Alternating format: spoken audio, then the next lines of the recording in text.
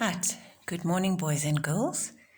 This week in your Comprehension book, that's the yellow one, with the two children who are flying on the pencil. It's in this book, and we're looking at Comprehension 8 on page 16. And the story this week is not an actual story, it's a little poem. So last week we did a rhyme, which was Hey Diddle Diddle, and this week it's a little poem called There Was a Little Dog. So I'm going to read it to you. There was a little dog. There was a little dog, and he had a little tail, and he used to wag, wag, wag it. But when he was sad, because he had been bad, on the ground he would drag, drag, drag it. So there's the little dog, and those of you who have your own little dogs will know that when they are happy to see you come home from school, or when they want something to eat, or when they're just excited because you're running around, they love you so much that their tail wags. And when he was sad, because he had been bad, maybe he stole something off the table, maybe a piece of chicken or something, and he had got into trouble, or maybe he had gone in the mud and then he had jumped on the couch, but then he wasn't happy and excited anymore, he was sad. So his tail went down. Just like when we smile, our mouth goes up, and when we are sad, our mouth goes down. So when his tail's happy and he wags it, it's up and happy, and when he drags it, then he's sad. So that should show us how to read it. And if you like, once you have done this exercise, maybe some of you would like to learn it as a little poem. So, because he's excited, this is how we should read the first two lines, and then when he's sad, we should read it like that. And there you see the two exclamation marks, because that's showing how he feels and how you should say it. There was a little dog. There was a little dog, and he had a little tail, and he used to wag, wag, wag it, because it goes fast. But when he was sad, because he'd been bad, on the ground he would drag, drag, drag it. See the difference?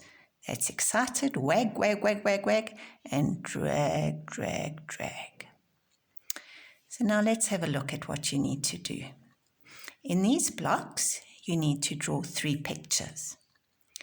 So in this one, it asks you to draw a little dog. You can draw your own dog, you can copy that dog, or you can draw a dog maybe that someone in your family has, or maybe a dog that you would like to have. A little tail, and it can be wagging or dragging, and then a sad dog. Remember that a sad dog will have his tail down, dragging on the ground. Okay, so that's the first page that you need to do. Then on the second page, you learned about opposites from my charts and some of those lovely songs that you learned.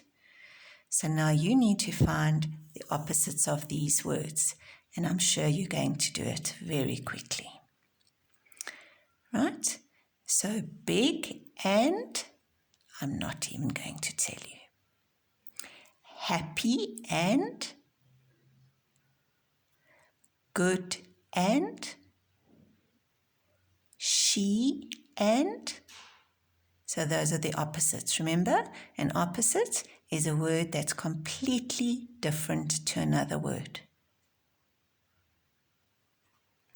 And then these are sentences, and you need to fill in the missing words so that they make sense. So the missing words are to, because, it's a big long word that we haven't learnt, on. There was dog. So one of these will fit in. And I'm going to help you with these, and then you can do them on your own. So if we look at that, there was a dog. He used, that's right, to wag his tail. So we've used to and a. He would drag it because the ground? No, on the ground.